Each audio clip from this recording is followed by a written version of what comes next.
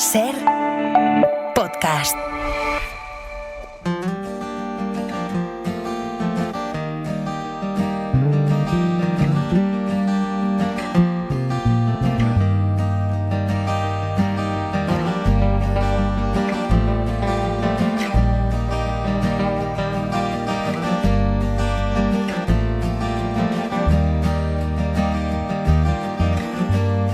He encontrado una postal de tu último viaje por el parque. Me describes un lugar. Abrimos un nuevo capítulo de Usted no sabe con quién está hablando. Es una sección con dos reglas sencillas. El equipo nunca me dice a quién voy a entrevistar y además el invitado elige el punto de encuentro. Y esta mañana me han citado en Ponferrada, así que les voy a pedir un ejercicio, el mismo que voy a hacer yo, un ejercicio de imaginación para salir del estudio y para situarnos en el Museo del Bierzo. En la planta alta, dedicada a la tradición y a la indumentaria local, me espera una mujer junto a una vitrina, así que lo que voy a hacer es acercarme y saludarla. Hola, ¿qué tal? Muy buenos días. Hola, muy buenos días. Supongo que esta sala en la que estamos ahora mismo es muy importante para ti. ¿A qué le das más valor de todo lo que hay aquí?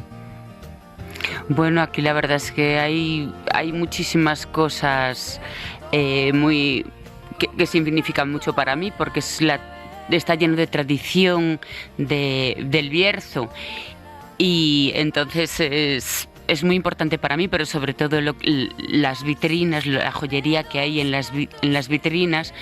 Yo hago reproducciones de joyería tradicional, entonces yo hago cuentas tradicionales y lo que hago son reproducciones de cuentas romanas, cuentas venecianas. Uh-huh. Y eso lo que hago, en realidad lo que me llama la atención es eso, las cosas más llevo haciendo muchos años joyería tradicional y haciendo reproducciones. Claro, esto para mí es una fuente de inspiración. Como tú estás en Ponferrada, en el Bierzo, y yo estoy en Madrid, vamos a aclarar una cosa. ¿Tú me escuchas bien o te escuchas a ti misma? Sí, me escucho a mí misma. Claro, es que mira si tengo Mili yo, que sabía que te estabas escuchando a ti misma. No lo hemos solucionado. Ahora, si tú hablas, háblame, tú te sigues escuchando a ti misma. Vale. A ver, no. ¿Ahora ya bien. no? Bien, ahora muy bien. Venga, ahora perfecto, bien. pues ya está. Vale, es que te estaba viendo... Perdona, es que, claro, no. Es que no sabía... No, perdona, no. Yo no sabía ni... Pero mira si tengo Mili, que me estaba yo dando cuenta de que tenías problema, que ibas arrastrando las palabras, pues esto nos pasa a todos. Esto, para que los oyentes lo sepan, no hay nada peor cuando uno tiene que hablar, tenga o no tenga experiencia al hablar en la radio, que es tener en los auriculares la propia voz de uno, pero con retardo. Y eso es tremendo. Pero bueno, el hecho es que estamos entre esas vitrinas, con esos collares que me decías que tienen mucho que ver con lo que tú haces. Claro, yo trabajo el vidrio de Murano. Uh-huh. Entonces yo tengo una pequeña tienda, taller, sí, al público. Tengo el taller, estoy haciendo las cosas delante de la gente. Yo tengo un escaparate, mi escaparate soy yo, como si dijéramos, ¿no? Entonces estoy trabajando con un soplete en vivo y hago mis propias colecciones, pero hago muchísimas otras cosas. Entre ellas, pues eso, me gusta mucho, sobre todo la restauración. Entonces tengo una amiga restauradora y me gusta mucho, pues por ejemplo, hago los ojos de los santos, de imaginería, de las vírgenes, hago las lágrimas, por ejemplo.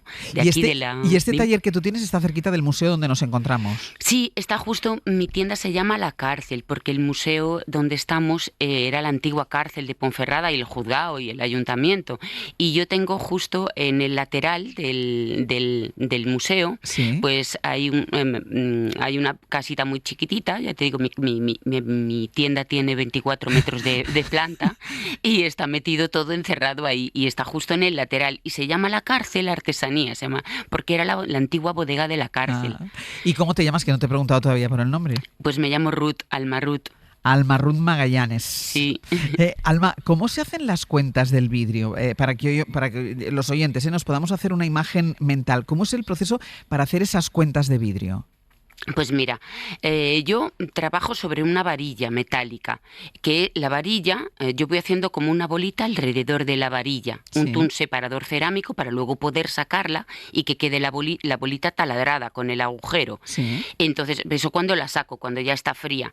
Pero yo trabajo eso, unto en la punta de esa varilla, unto un separador cerámico y entonces voy fundiendo, cojo una barrita de vidrio del color que yo quiero y voy fundiendo y voy haciendo una bolita, de forma que con la mano izquierda voy dándole vueltas constantemente. Entonces, por la fuerza centrífuga y por la fuerza de la gravedad, simplemente al calentarla, bueno, de entre 800, 1000 grados más o menos, pues se va haciendo una bolita, ya se va haciendo redonda. Sí. Entonces hago como una bolita muy pequeñita, como de base.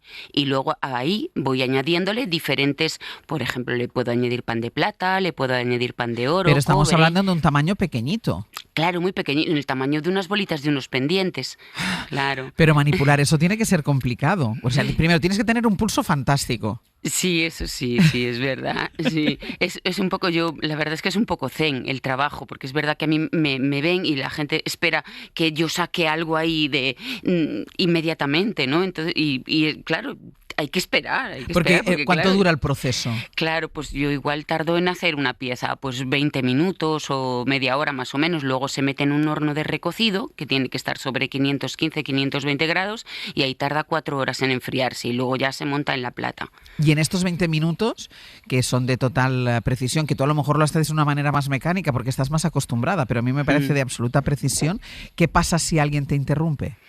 No pasa nada. En realidad entra la gente en la tienda y cuando les digo, si me perdonáis un momentito, enseguida os atiendo, y entonces yo lo que hago es, bueno, terminar exactamente lo que estoy haciendo o bueno, si lo cojo directamente y lo meto en el horno. Entonces lo meto en el horno, ahí como está a una temperatura estable, yo atiendo y luego continúo. Vuelvo a coger la pieza, la enfrío la varilla, porque claro, como la meto en el horno, pues quema la parte donde la tengo agarrada. Entonces la enfrío con un poquito de agua, con un trapito, un poquito de agua, y nada, y sigo y continúo haciéndolo. Y claro, me hablas del proceso. Estábamos hablando, por ejemplo, ponías el ejemplo tú de procesos, pero antes, cuando teníamos el problema con la comunicación, tú me hablabas que decías que también hacías ojos para imágenes de santos o lágrimas, pero el proceso tiene que ser el mismo, ¿no? Sí, el proceso es el mismo. En realidad, pues eso, antiguamente los ojos eran soplados, entonces eran muy frágiles. Yo los hago macizos.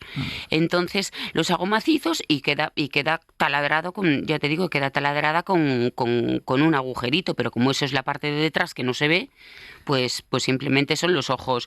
Y luego, por ejemplo, en las lágrimas lo que hago es en realidad cogerla cortarla, la lágrima, bueno, es que claro, es un poco complicado no, pero explícame, lo que lo estás explicando muy bien. Pues lo que intento es calentar, como que vaya cayendo. Como una gota, como claro, que cae como una gota, claro. Lo que pasa es que, claro, tiene que ser tan pequeñito, tan pequeñito, tan pequeñito, porque claro, imagínate, para una virgen unas lágrimas pues igual son 3 o 5 milímetros. Entonces, pues sí, tengo que ir agarrándolas con una especie de pinza que tiene unos alambrecitos muy, muy finitos, y entonces con eso no la mello, no la dejo marcada. Mira, para que la gente se haga una idea, yo creo que todos tenemos en la cabeza cuando se hacen grandes recipientes de vidrio. Eso, cuando se sopla el vidrio, son grandes recipientes. Yo creo que todo el mundo tiene en la cabeza esa imagen porque todo el mundo la ha visto. Sería eso, pero en pequeñito. Efectivamente, muy chiquitito, muy chiquitito. Todo el mundo me dice, ¿no soplas vidrio? A veces vidrio soplado. Digo, bueno, es que claro, eso requiere una infraestructura gigante, un crisol gigante. Y todo es muy chiquitito. Claro. Es lo mismo, pero muy chiquitito. ¿Y te salen muchas piezas mal? Es decir, tienes que abandonar muchas veces lo que estás... no, esta no. Ya porque ya tienes una práctica. No, y porque normalmente tú cuando vas a hacer algo, a no ser que estés experimentando, que yo siempre tengo una época en el año que dejo para experimentar, ¿no? Para probar, pues a lo mejor la fábrica con la que trabajo yo, pues tiene más de 500 años. Y entonces, bueno, yo cuando empecé a comprar el vidrio, se llamaban de una manera y ahora se llaman de otra, porque tuvieron trifulcas con las herencias cuando se murió el abuelo. Pero igual llevan 500 años. Antes se llamaba Moretti y ahora se llama Efetre. Pero ya hubo una escisión y la otra fábrica cuando se separaron Moretti, se llamaban Vetro y Efetre. Y esa fábrica de Vetro ya cerró. Entonces, esta gente, los de Fetre, lo que están haciendo es investigar muchísimo y entonces sacar colores nuevos cada poco al mercado. Claro, porque Y a ti el entonces, color te lo da la barra del vidrio con la que trabajas. claro, sí, yo tengo igual 200 colores diferentes. Lo que pasa es que yo luego los manipulo, los mezclo. Y los superpongo, los mezclo con diferentes con diferentes Sí. minerales, con lo que te decía, con pan de plata, con Sí, pan de oro, sí. con cobre, y dependiendo de qué minerales estén hechos, con qué minerales esté hecho ese tono de vidrio, reacciona, hay veces que reacciona, que hace diferentes efectos, ¿sabes? ¿Y dónde te inspiras para los diseños? Pues mira, muchas veces sí que es verdad que tienes algo, pues alguien me trae la foto de su perro y entonces pues intento hacer a su perro, ¿sabes? Pero hay otras veces que bueno, que incluso es por casualidad, que intentas hacer una cosa y de repente con un error dices, pues esto... Mira, el factor K. Yo tenía un profesor, yo estudié diseño gráfico en Barcelona, sí. y tenía un profesor que le llamaba el factor K eso, que al final aprovechas siempre un poco las cosas, las casualidades o los errores. Es decir, de una hacer cuenta otras que no te cosas. salga lo redonda que tú querías o la forma que tú querías, de ahí puede Claro. salir algo. Sí, o de un efecto que igual te has pasado echándole muy poquito, mucha cantidad o muy poca y entonces no hace lo que tú quieres, pero hace otra cosa que a la vez te vale para... Esto es lo que estaba buscando para hacer aquello que yo tenía en la cabeza, que sé, muchas veces. Y en tu entorno, porque estás en El Bierzo, estamos en Ponferrada, ¿te inspiras también un poco en el entorno? Hombre, mucho. Yo tengo tengo unas cuentas muy de aquí, muy, por ejemplo, tengo las montañas del Bierzo, una cuenta que se llama el Bierzo, una colección, y son las montañas de aquí, está inspirada en las montañas de aquí, pero bueno, luego muchas cosas. Yo qué sé, cuando murieron mis padres, pues mi madre siempre me contaba que en la guerra, pues que compraban, como no tenían dinero, compraban las margaritas de tela Sí.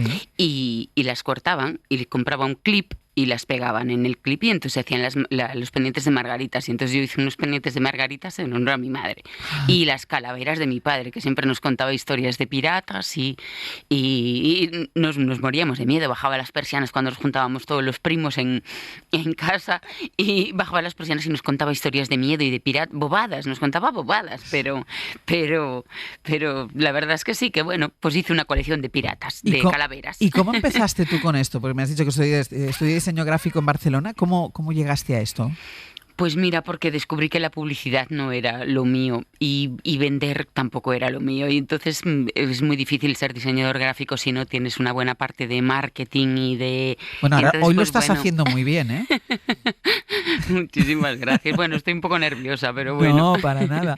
Entonces, decidiste que no era lo tuyo, pero ¿cómo entras en el mundo Pues del porque vidrio? tenía un amigo que hacía vidrieras y entonces entré en su taller, en un principio entré en su taller en unas vacaciones de mi trabajo, que yo estaba trabajando aquí en publicidad, Sí. y al final me quedé y luego monté mi propia tienda y mi propia firma y ahí llevo, el año que viene hago 25 años trabajando el vidrio. Pero ni siquiera en tu infancia hay algún recuerdo que tengas ahí en un rincón de la cabeza que te lleve a trabajar, yo qué sé, con manualidades, no lo sé. Bueno, sí, eso sí, mi padre también, mi padre era rotulista y todo, y bueno, de hecho yo, por ejemplo, lo de las cuentas tradicionales, hacer las reproducciones de cuentas tradicionales, creo que viene de ahí, porque yo creo que recuerdo jugar desde pequeñita, mi madre nos dejaba las cuentas de la abuela, que eran unas cuentas, las cuentas esas romanas, que llaman Sí. las cuentas romanas, venecianas, de las collaradas, Sí. pues mi madre a eso no le daba valor, porque como no era ni de oro, ni de plata, ni eso, pues no le daba valor y entonces nos dejaba jugar con ellas. Y yo recuerdo siempre estar jugando con la caja de los botones y con las cuentas esas de la abuela que montábamos collares, montábamos un dibujo con una de una manera, otro dibujo con otras de otra manera, montando y desmontando siempre. ¿Y han cambiado mucho los diseños desde que empezaste? ¿La gente te pide cosas diferentes? Ya no digo modernizados o al revés, que a lo mejor haya vuelto lo tradicional. Sí, hay mucha gente que me pide muchas cosas, pero luego yo, por ejemplo, yo sé que, por ejemplo, el tema este de las collaradas, Sí. esto se utilizaban como moneda de cambio, entonces era una cosa todo lo valioso que tenía alguien, una señora, pues lo metían en su collarada. Le hace cuentas de plata, de oro, pues por aquí como está cerca Asturias, pues el azabache, cuentas de azabache, todas las cosas así valiosas y los amuletos también, los metían en la collarada. Sí. Entonces, yo, por ejemplo, eso sigue muy, muy presente, ¿no? Porque son cosas como muy tradicionales que ahora se utilizan, lo que te digo, las collaradas se utilizan en los bailes regionales y eso. Sí, sí, sí. Y en la antigüedad, cuando se casaba la primera hija, se hacían las partijas de las collaradas. Entonces, igual si era una familia muy rica, pues te tocaba una collarada, pero si era una familia muy pobre, pues partían la collarada. Partían la collarada en tantas como hijas. Claro. Y entonces te tocaba un puñadito de cuentas. Y entonces la gente me viene con esas cuentas antiguas para que yo le haga otras cuentas para poder montarse una collarada, un collar. Qué bonito trabajo, de verdad. Alma, Ruth, muchísimas gracias por haber estado con nosotros. Ha sido súper interesante. Muchísimas gracias a ti, Ángeles, de verdad. Muchas gracias por acordaros de los artesanos, que no lo necesitamos. Es que es muy importante eso, el valor, poner en valor la artesanía y las cosas que se hacen así como tú, con las manos. Un beso bien grande. Muchísimas gracias. Hasta luego. Hasta luego. Para no perderte ningún episodio, síguenos en la aplicación o la web de la SER, Podium Podcast o tu plataforma de audio favorita.